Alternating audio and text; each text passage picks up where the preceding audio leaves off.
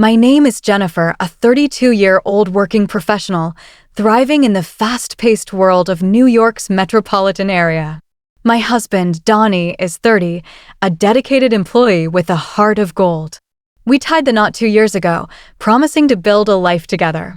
Donnie, bless his soul, might seem a bit unreliable at times, but he's a gentle man who's more than capable of handling household chores with care. I, on the other hand, am a driven career woman, finding immense satisfaction in my work and the tangible results I achieve. The corporate environment I navigate is meritocratic, hard work is rewarded, and I've always thrived in that structure.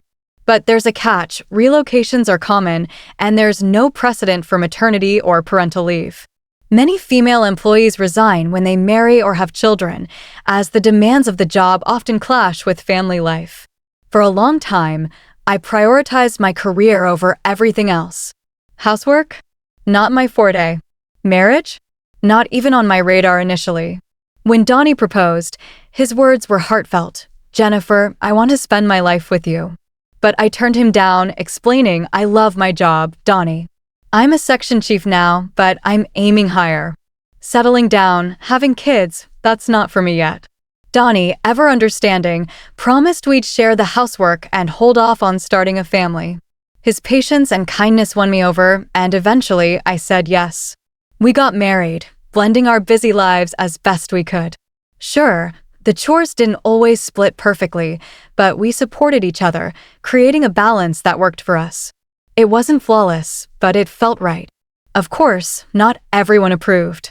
My in-laws often threw jabs like, "You should prioritize your home over your career, Jennifer," or "When are you going to have kids?" Their comments stung, but Donnie always had my back, defending my choices with unwavering loyalty.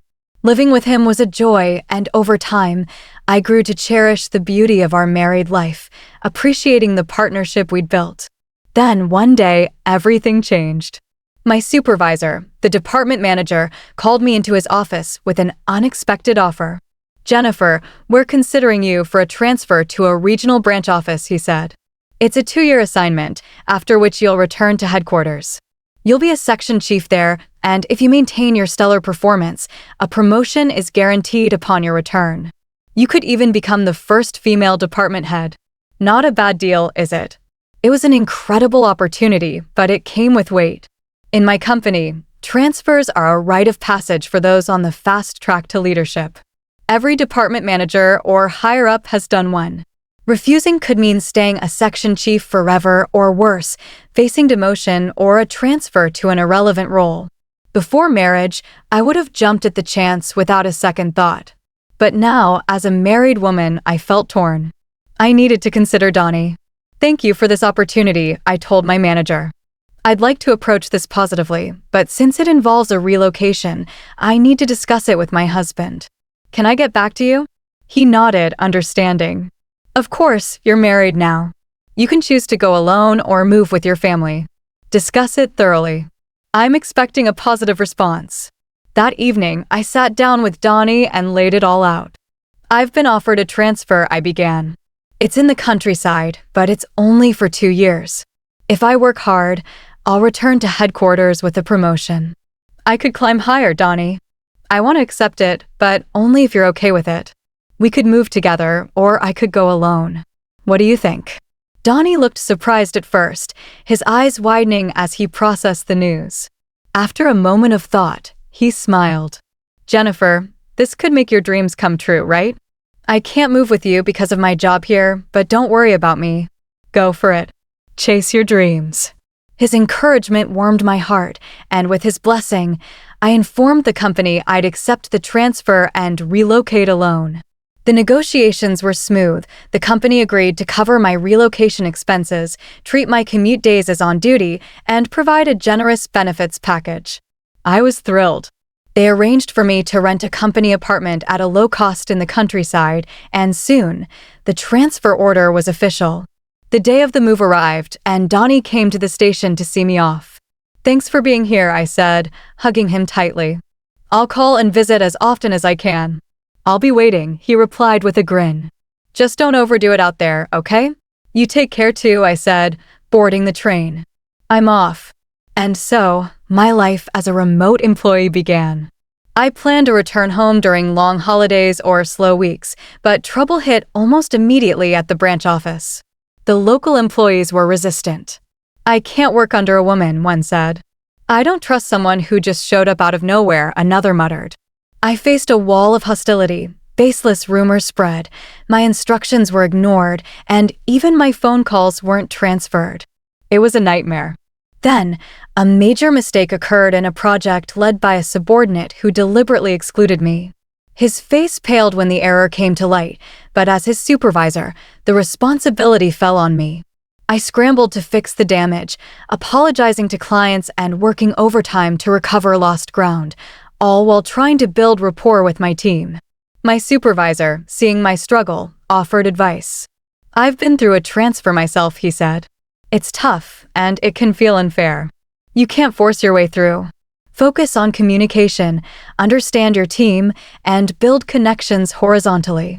Taking his advice, I doubled my efforts to connect with the branch staff. I joined the neighborhood association, as the company's rental housing was part of it, and spent time getting to know everyone. It was exhausting, eating into my personal time, and I struggled to visit Donnie as often as I'd hoped. We stayed in touch, but after a few months, reaching him at night became difficult. "I'm working late," he'd say, or "I was tired and fell asleep." I was so busy that I didn't question it, focusing instead on my work. One long holiday, when work slowed, I decided to surprise Donnie with an unannounced visit to New York. I couldn't reach him by phone or text, so I headed home anyway. When I opened the door, something felt off. A woman I didn't recognize rushed toward me. "Justin, welcome back," she exclaimed. "If I'd known you were coming, I would have prepared." We stared at each other, frozen in shock. Breaking the silence, she spoke first. "May I ask who you are? And who might you be?" I shot back. "This is my home." "There must be some mistake," she insisted. "I live here." We argued, checking the house number. The custom nameplate I'd ordered confirmed it. This was my house. Ignoring her protests, I pushed past her. Inside, everything had changed. The curtains, the furniture, the entire interior was unfamiliar. In the living room, a framed photo of Donnie and this woman at a theme park sat prominently. The kitchen held unfamiliar mugs, the bathroom had women's shampoo and conditioner, and the wardrobe was filled with her clothes. My belongings were gone, and Donnie's were tucked away in a back room, as if she'd taken over completely. Stunned, I heard the front door open. "I'm home," Donnie called. "Lola, did you invite a friend over?" The woman, Lola, rushed to him. "Justin, thank God you're back." This woman just barged into our house. Donnie's face fell when he saw me. "Jennifer, what are you doing here? Since when are you Justin?" I demanded. "Explain this, Donnie." He stammered, "Well, you see." Lola turned to him, confused. "This is Justin, right?" I stepped forward. "His real name is Donnie. I'm Jennifer, his wife." Lola's face drained of color. "That's a lie. He said he was divorced." Donnie tried to explain.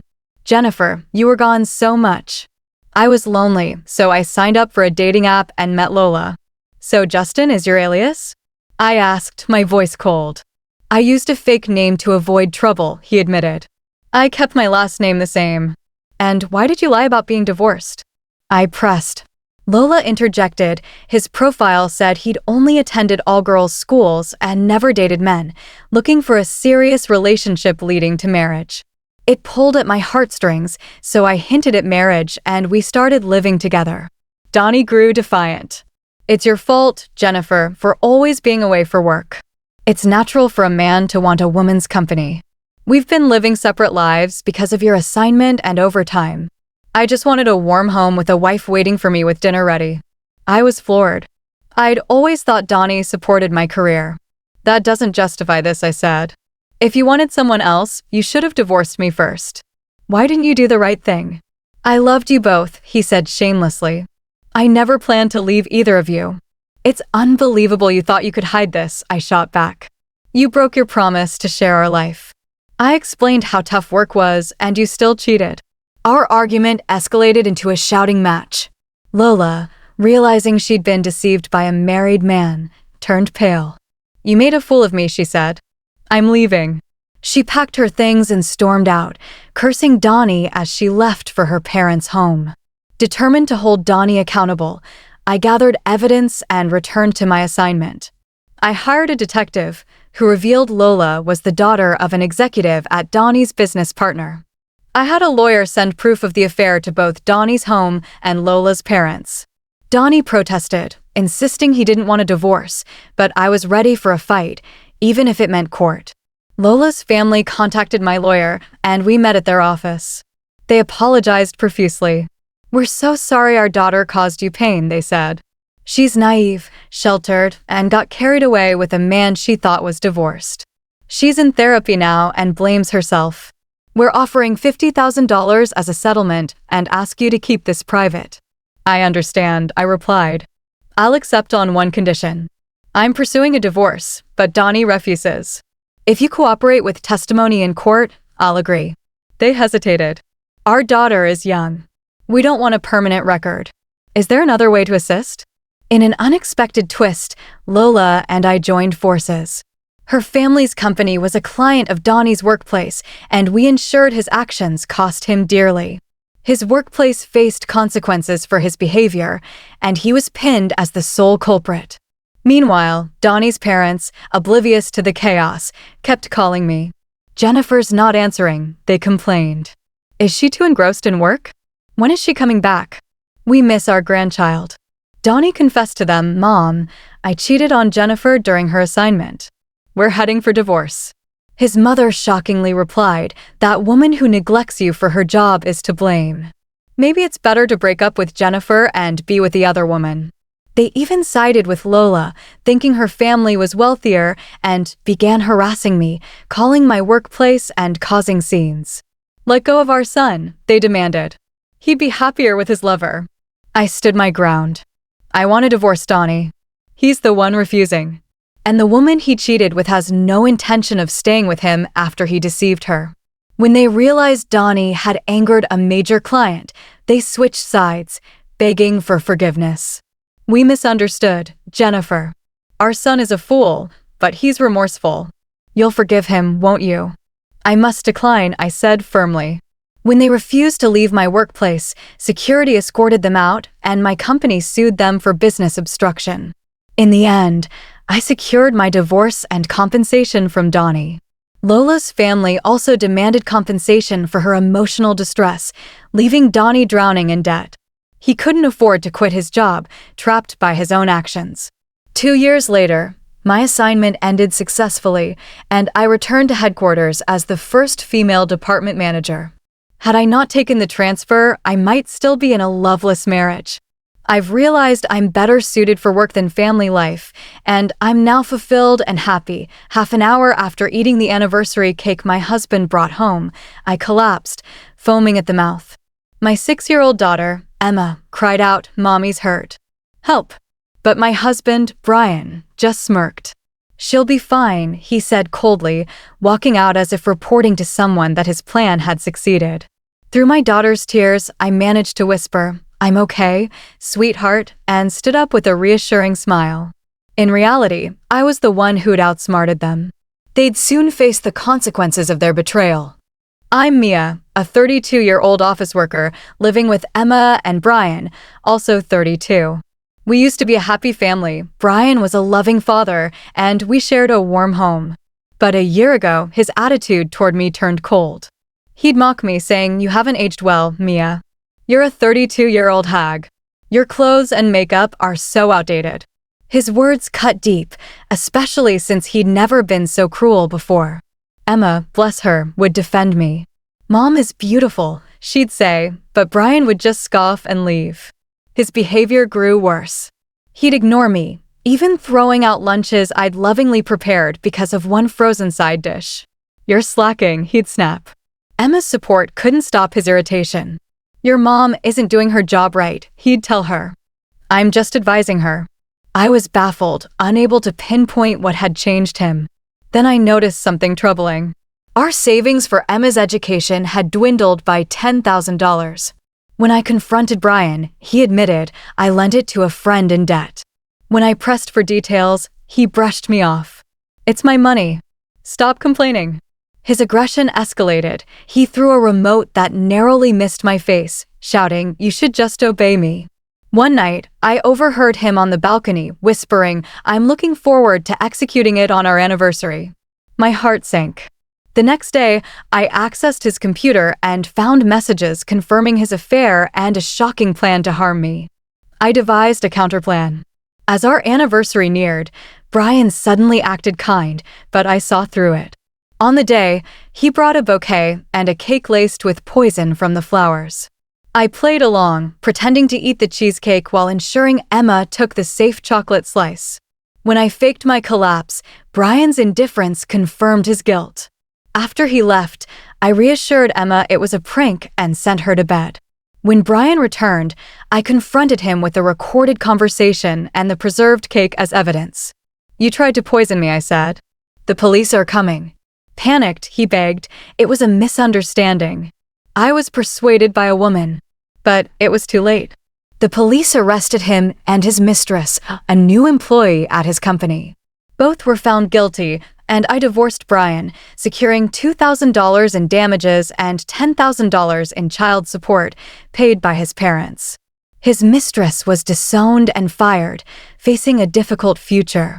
Emma and I now live peacefully with my parents, and I'm determined to raise her with love. I was stunned when my mother-in-law said, "I didn't expect you to afford such a place, Lucy." "Great job. We don't mind moving in with you." My husband, William, added, "I don't mind staying married if we can live here." I'm Lucy, a 35-year-old doctor at a women's health clinic, living 15 minutes from work in a nice apartment with William and his parents. 5 years ago, when we married, William explained, "I'm an only child, so we'll need to live with my parents to care for them." I agreed, and we rented a larger apartment. At first, his parents were a blessing. "You're a busy doctor, Lucy," they said. "We'll handle the chores." They cooked and cleaned, letting me focus on work. But 6 months later, William quit his job. "I've done enough," he said. "Your earnings will cover us." I was shocked. "Why didn't you discuss this? What if I can't work?" His mother chimed in, "Don't be hard on him, Lucy. He deserves a break. Just work harder."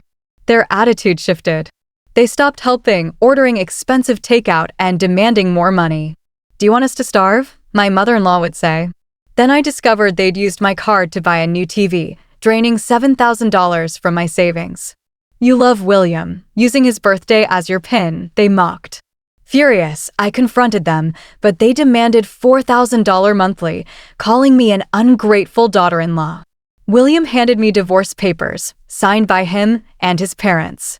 "File it if you dare," he said.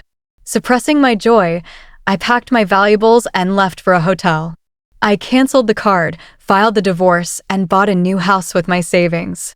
When they showed up, assuming they could move in, I showed them the divorce certificate. "I'm single," I said. "And the condo you're in?" "It's in my name." "I've canceled the contract. Leave within a week or you'll be evicted." Panicked, they fled when I called the police. They were fined $1,000 for trespassing, paid by a relative, and now work on a farm in the countryside. I'm thriving in my new home, rediscovering the joy of living for myself. "Are you packed yet?" my daughter-in-law, Lily, taunted. "I'm about to debut as a model. I don't need a family when I'm making big money." Her relentless insults pushed me to my breaking point. I'm Amelia, a 60-year-old homemaker. My son, Brian, 33, married Lily, a beautiful former part-time model. They lived separately, but after my back injury forced me to quit my job, my husband, Oliver, fell ill. Worried about our future, we moved in with them. At first, Lily was kind, but soon she turned cruel, mocking my weak back and refusing to help with chores. When she announced her modeling comeback, she demanded healthy meals and stopped helping entirely, spending lavishly on cosmetics. She even stole $2,000 I'd saved for their future children, claiming it was for a modeling agency. "You're an ATM to me, Amelia," she sneered. "Move out." I left for a hotel and told Brian and Oliver everything. Brian revealed Lily was having an affair with a man posing as an agency president, a scammer with a criminal record. We confronted her with photos and evidence. Devastated, she admitted her mistake, but we demanded a divorce and compensation. She returned to her parents, who disowned her and now struggles financially, her beauty faded by stress. We live happily as a family of 3, enjoying barbecues and planning trips, grateful to have moved past Lily's betrayal. There's a child now, so let's have a baby shower, Emma, my daughter-in-law, said smugly. Since it's your first grandchild, be generous with the gift money. I handed her $300, all I had on hand. She shrieked, only $300? That won't cover diapers. I'm Olivia, a 57-year-old office worker. My husband, John, runs an auto repair shop with our son-in-law, Mason, married to our daughter, Ava. Our son, William, distanced himself, unhappy that Mason might inherit the business. Emma's arrogance was evident from the start, mocking our blue-collar home and calling us common folk. At their wedding, she insulted us, but we endured. 2 years later, she showed up with a baby, demanding a lavish gift. When John accused her of infidelity, citing a dashcam video of her with another man during a snowstorm, she denied it. A DNA test confirmed the child wasn't William's, revealing multiple affairs. William divorced her, securing compensation. Emma's dreams of a high-class life crumbled. Meanwhile, Ava's pregnancy brought us joy, and we look forward to a lively future with her and Mason. Stop acting so high and mighty, Megan, the boss's daughter, snapped after I called out her lazy work habits. Your presence annoys me, old woman. Her harassment pushed me to retire early. I'm Alice, 65, a 40-year veteran at a local company. As the workplace mom, I was trusted by all until Megan joined, flaunting her status and disrupting our harmony. When I confronted her about using her phone during work, she retaliated, piling on tasks and insults. Exhausted, I retired, but the CEO, David Turner, apologized and begged me to return. He'd scolded Megan, revoking her title. I rejoined as an advisor and learned Megan had been a lonely child, craving approval. I helped her rebuild trust, and she transformed, earning respect through hard work. Now, as the company's mother, I'm committed to supporting everyone until retirement. Good morning, I say, offering flowers to my father-in-law's altar, missing his warm smile. I'm Kathy, 29, married into a traditional family for 6 years. My mother-in-law's criticism escalated after my father-in-law's death, blaming me for everything. My husband, Andy, grew harsh, siding with her. One rainy night, they accused a stray cat, Brownie, of ruining Andy's suitcase, but I noticed my mother-in-law's bandaged hand, proof she'd staged it. When I confronted them, Andy locked me out. At a family meeting, my grandfather-in-law revealed my father-in-law's will, bequeathing me property for my caregiving. My neighbors, who'd seen me locked out, supported me. Andy and his mother were evicted, struggling with part-time jobs. I stayed, tending my father-in-law's memorial, cherishing peaceful days with Brownie and kind neighbors. Please feel free to comment below if you liked this. Remember to like and subscribers for more.